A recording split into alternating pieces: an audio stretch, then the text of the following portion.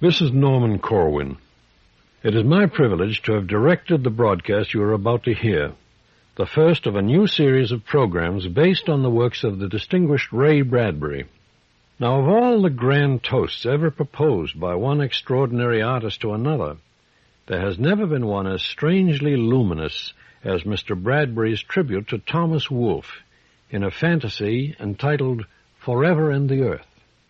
It has been especially adapted by the author himself for this occasion. Here now are Monty Markham as Thomas Wolfe and William Shallot as Henry Field in Ray Bradbury's Forever and the Earth.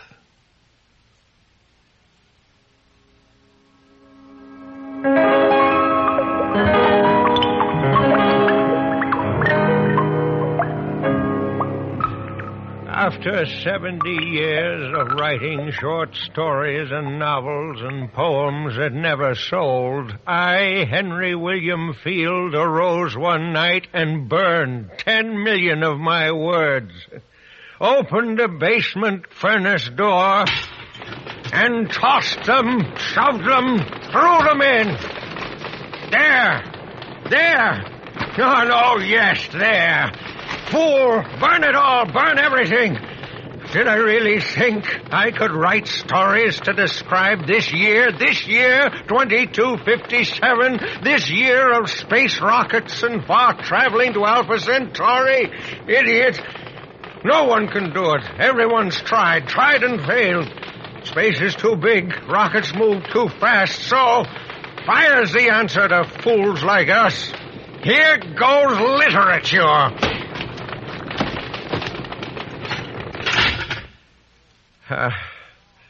Now what?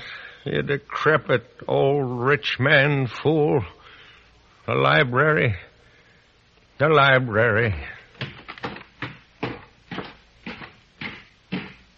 And sleepless, that's where I went to move among thousands of ancient books, most of them untouched in 100 years. What shall I read late in life, late at night?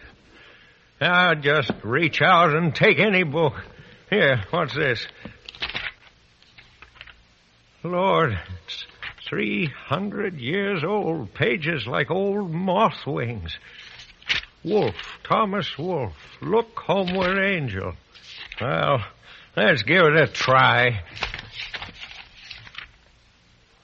Yes.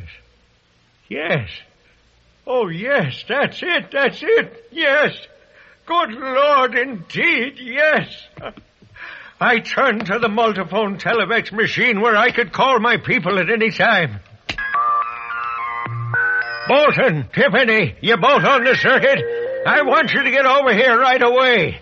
Yes, I know it's 5 a.m, but get over here quickly. Oh, God, quickly.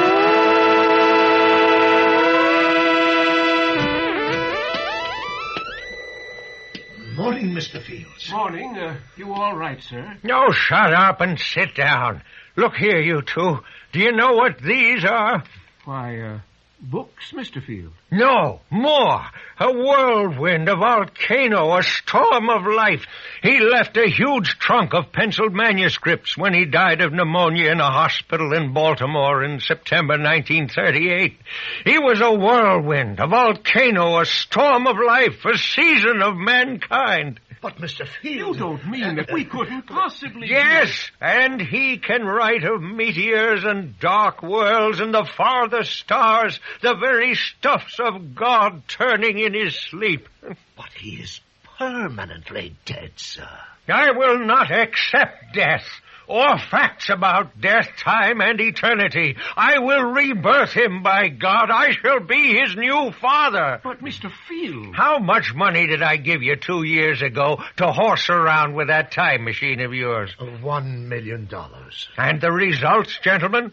Faintly promising. Fulfill that promise. Buy me 300 years. Change the laws of physics. Grab your foot and tear yourself in 2 pieces. Go, seek and find, and bring me Thomas Wolfe. What are you saying? Do you realize what you're asking us to do? Yes. Bring my long-lost giant son to me. Tom Wolfe will describe time and space as only he could do it.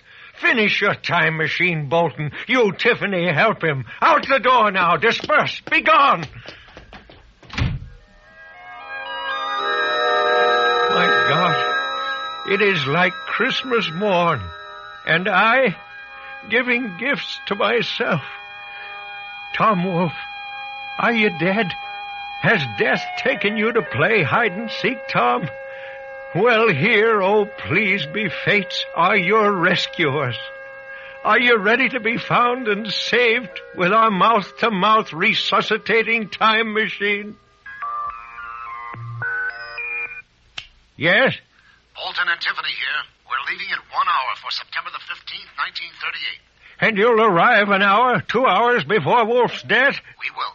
You have the medicines with you to make him well on his journey back through time to me? We have. Then, Bolton, Tiffany, Godspeed.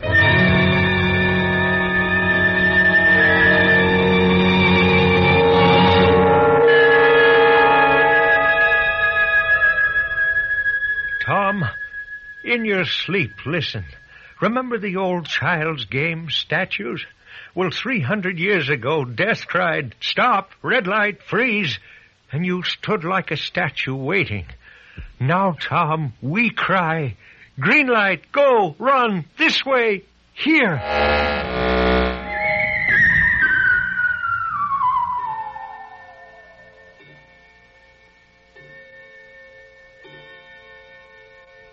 Damn, why don't they come? You don't suppose Tom didn't want to come, held back, stayed put. He wouldn't do that.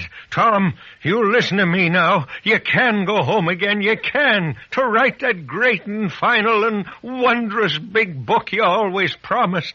The space age waits for you, Tom. What's that? Footsteps. Bolton. And someone else. Bigger, heavier. Oh, yes, this way, here. I have my eyes shut. I don't dare see. Is that you, Bolton? It's me. Someone with you? Someone. I can tell by your breathing. Thomas Wolfe, long lost and now found. Is that you? What the hell goes on here? Open your eyes. Yes, it's you. God, you're big, taller than I thought, better than I dreamed. There was a funeral here a moment ago, wasn't there? Where has it gone? I sent it away, Tom. Go away, Doc, I said. I'm not insane, am I? I am all well. Yes. My fever's gone. What a night. I was dying. And then this strange man here came into my room. He said, "Come with me." We flew. I felt a great war pass in the night like an age of dinosaurs. It did. I saw a great ball of fire as big as the sun strike a city. It did. I dreamed I saw a rocket fly to the moon. We have done that. Are you the Lord God Jehovah, then? No. A crazy old man with a strange wish for a tombstone yard wandering son. Come here. Let me draw this drape aside. What do you see? Oh, an incredible city with 1 billion trees. The loveliest city ever dreamed. Or ever remembered. Look in the sky. Fireworks. No, it's not 4th of July. That green Roman candle goes off to Mars. What year is this? Not a year, but an age, the space age. See these flowers here, Tom. See the blossoms like blue and white fire. I touch them so, and they drip away in a shower of silver fire, white sparks. Well, these, Tom, these are flowers from the far side of the moon. A gift for you and the work you'll be doing. What work? Like Ishmael, you'll wander the universe, drinking with your eyes, letting it all pour from your fingertips onto paper. Here. This looks like a travel ticket. It says...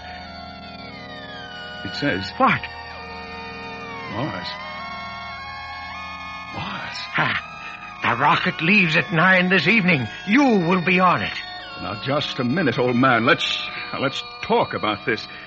You're telling me that... We talked from breakfast until lunch until tea, and we wandered through 12 rooms and 10 dozen arguments. And then I said, sit down, Mr. Wolfe. Stop all that walking up and down. If I don't walk, old man, I might just stop and break you in half. You send me back to my proper year. I don't belong here. You are completely mad.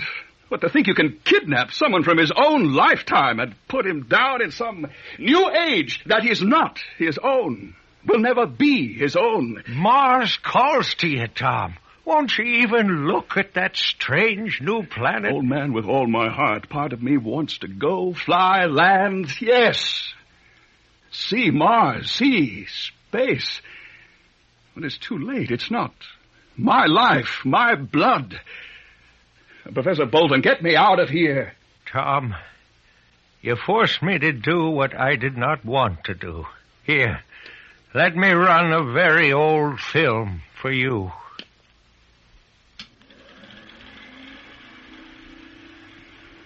There. Closer, closer. What, Tom? Graveyard. I don't think I want to see this. You must. Closer still. It's late summer.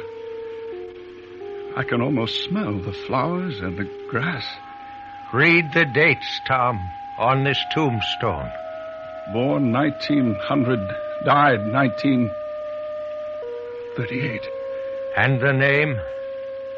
Thomas Wolfe. Oh, the flowers are bright. Thomas Wolfe. Oh, the grave is deep. Oh, no, I don't believe it. I never came out of the hospital. Never? I died there in the late summer. Yes. I never finished my book. Others edited it for you. Sit down, son. It's not fair. Here, drink this. Not fair. So much to do. It's not fair. Not fair. I give you fair, Tom. Oh. Are you here? Are you now? Yes, I am. Do you touch, feel, know, breathe? All that. Tom, when I read your books and then went to find your tombstone there, 3 centuries worn by rains and wind, boy, don't you imagine how it killed me to think of your rare blood and good mind gone to dust and ruin? I would not have it. So I oiled the cogs of a time-traveling Lazarus machine and yelled, Lazarus, come forth. And you, Tom, stirred in the tomb and came. I will not let you go back to that tomb without your blood stirring a last time, your mind shouting a last great time. 8 weeks, Tom. That's what Bolton says. At any moment, something may go wrong with that machine. In that instant, you would be seized and slung by gravities of years backward, slammed into your hospital bed, dropped into the grave. 8 weeks to try some half-mad summing up of this age of fire and space. Will you take 'em? I have always fought for time. 8 weeks, you say? 8? The Mars rocket leaves in 2 hours? 2. Well, then, old man, goodbye. I'm on my way. Booster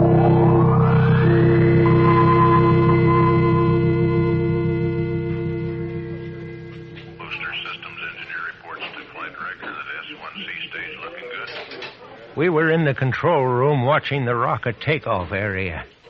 Did you see him there, Bolton, moving out to the tram? Yes. Ha, what a great child he is. Did you see him walking around, lifting things, turning things, snuffing things like a great hound? 9, 8, ignition sequence start. Engines armed. 5, 4, 3, 2, 1.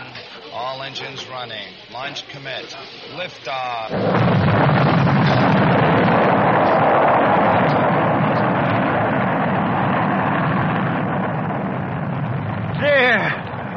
There he goes. Tom Wolfe, my son, on his way to Mars. Give him hell, Tom. Oh, give him hell. And the rocket went away into space, and I went home to stand by an interplanetary device which would pick up and decipher signals, and on paper duplicate the swift dreams of a writer gone lost between worlds. For a long while, the machine only hummed. And then... Yes, that's it.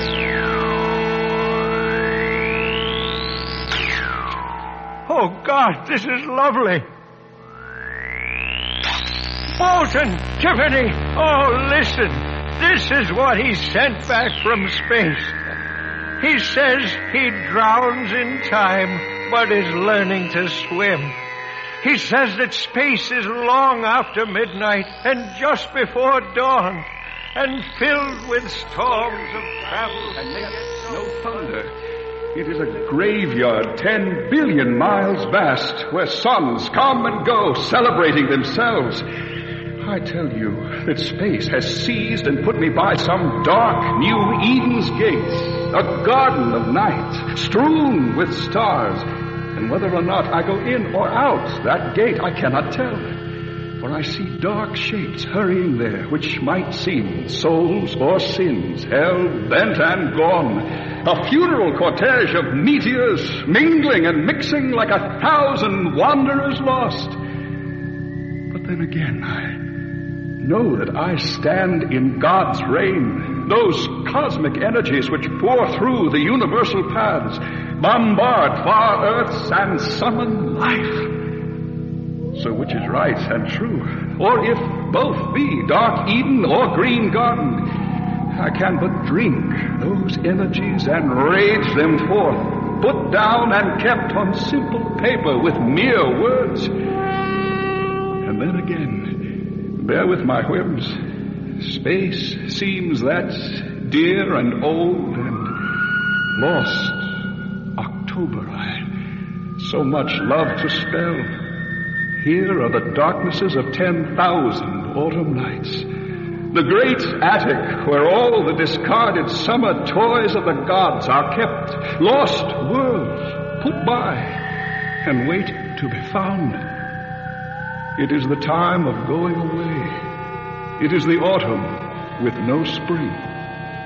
Space was and is and will forever be October.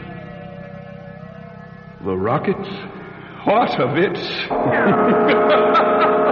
It is the shout of man, the river run of time, the proclamation of a great-mouthed God. Melville said if God ever intended to be a fish, he'd be a whale. Sure, he'd be a whale. And then I add, if God ever dreamed himself into one panicked, swift machine, one glorious yell, one furious flight, why, see him then as rockets up, away, and gone, and left the Pleiades to eat. Feasts of words flowed out of space and into my hands and heart. Sometimes I laughed, often I wept. And then, for long hours, the telephonic device was silent, and I knew that Tom Wolfe slept, or perhaps did not sleep, but lay awake like a huge child on the night before the circus arrives to perform miracles in high places.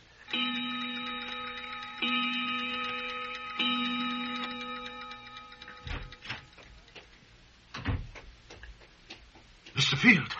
What is it? Your Mr. Wolfe may vanish. Vanish? Tomorrow, or who knows, within the hour. The universe doesn't like having its clocks reversed or turned inside out. If Wolfe disappears, can we search, find, bring him here again? No. We wouldn't dare go back and mess up what we've already messed.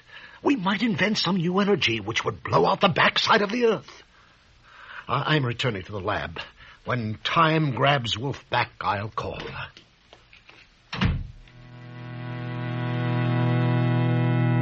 He's back, by God. Come on, Tom, spell it out. Thistledown and Fire, a novel. As children, we walked the great meadows beyond town. As men, now we walk through space, and it is the same meadow, which is filled not with blossoms, but stars. And we go to be lost there and joy in our lostness, and see murder in energies and life in darkness. Yes? This is Tiffany at the lab. The field's fading. We'll lose time contact any moment. I'm thrilled that death Do something! Nothing to do. lies just outside the skin of our ship. Wait! The cold that will... No, please, wait! No!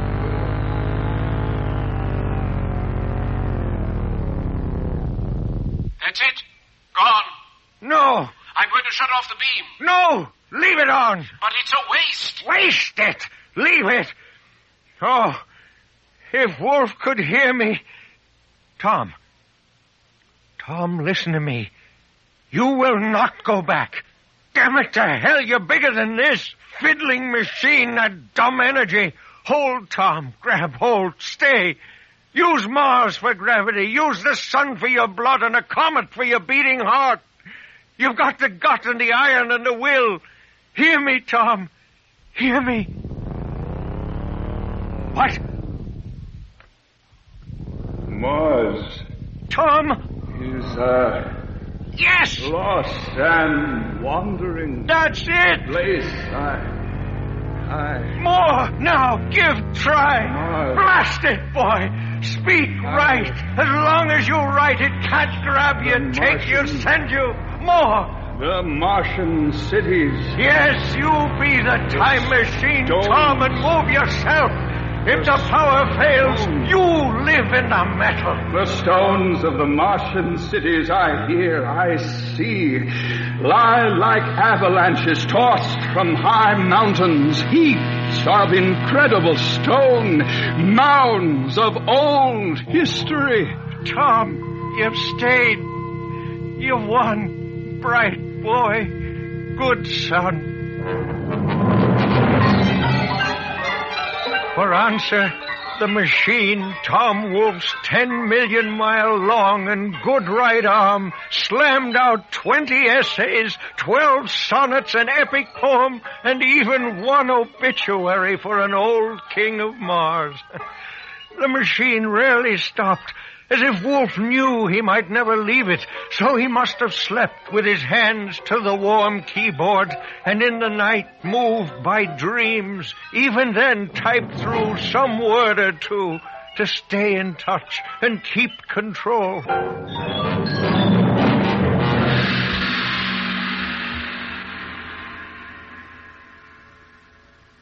10 weeks, gentlemen. 10 weeks he stayed on, circuiting space, keeping time at bay. And he comes home today. Yes. Please to be excused, he said. School's out, I said. Come home. Come home again.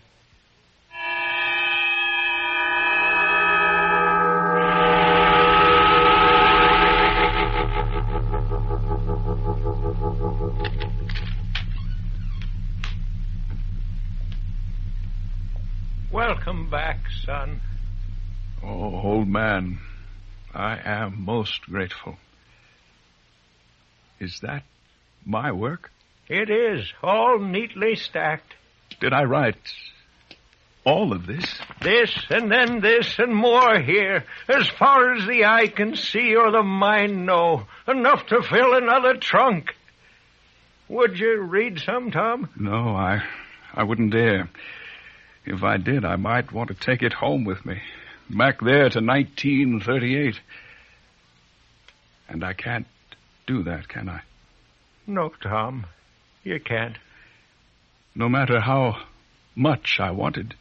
No matter how much. Now it's time, isn't it? The hospital's waiting for me in that other late summer. It is. And the graveyard and the stone with my name on it. Oh, old man, I don't want to die. Your children are here, Tom. Will you raise them then? The world will hear of them. Fair's fair. Let me name the last of my children. There's a passage from one of my old books of wandering forever and the earth. Did we want the earth that we should wander on it? Did we need the earth that we were never still upon it? Whoever needs the earth shall have the earth. He shall be upon it. He shall rest within a little place. He shall dwell in one small room forever. So here's the title. Give me a pencil. Forever and the earth. Yes. Goodbye, old man.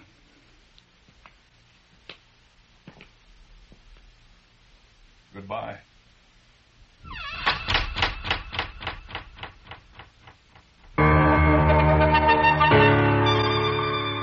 They found him where we left him, wandering in the hospital corridors in 1938.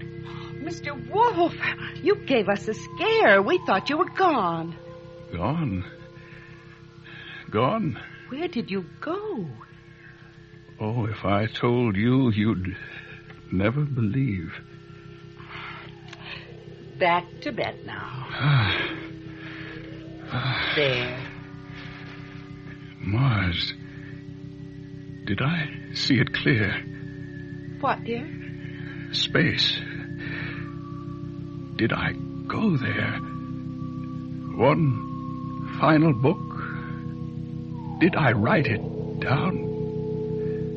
3 centuries from tonight, will it at last be printed, bound, known, and read? That's right, dear. Not a dream. Oh, say.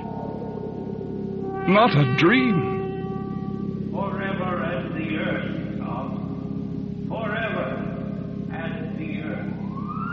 Oh, Father. Thank you.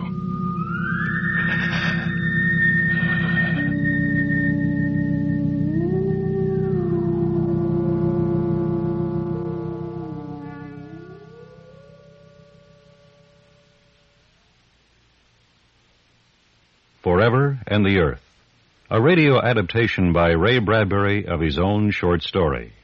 Directed by Norman Corwin, and starring Monty Markham as Thomas Wolfe and William Schallert as Henry Field.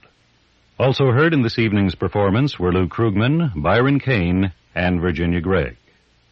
David J. Holman was recording and mixed-down engineer, original music composed and performed by Morgan Cavett and L. Lauren Newkirk. Sound effects were by Cliff Thorsness. Assistant Director, Don Hills. This has been a Jackie Segerman production.